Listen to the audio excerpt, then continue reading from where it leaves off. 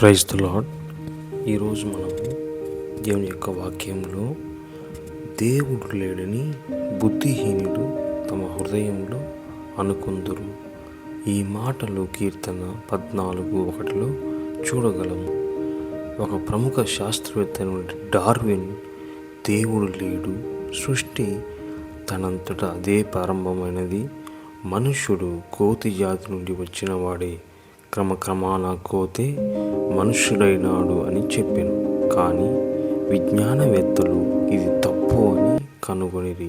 కారణం, డార్విన్ ఊహించిన దానికి ముందు ఉండే మానవుని ఉనికి ఉన్నదని గుర్తించింది.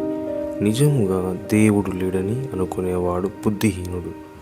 డార్విన్ మరణపడకపై ఉన్నప్పుడు ఒక మంచి క్రైస్తవురాలు బైబిల్లోని సృష్టి ప్రారంభం గురించి ఆదికాండం 1-2 అధ్యాయములు, పరలోక పట్టణం గురించి ప్రకటన 21వ అధ్యాయం చదివి వినిపించాను.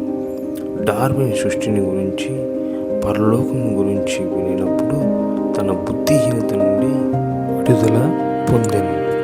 క్రీస్తుని గురించిన జ్ఞానం అతనిలోనికి ప్రవేశించెను. లోతుగా పశ్చాత్తాపడెను.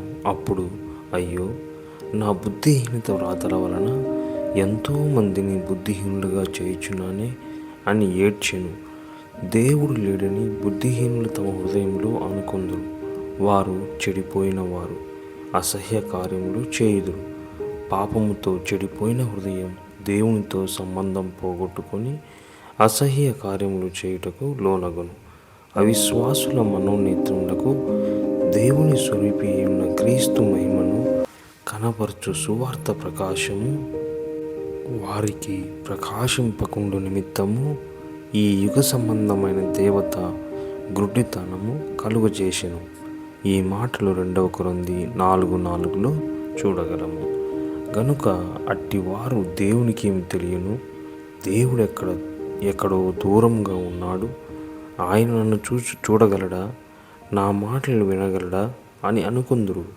అయితే నాకు కనబడకుండా రహస్య స్థలంలో దాగగలవాడెవైనా కలడా?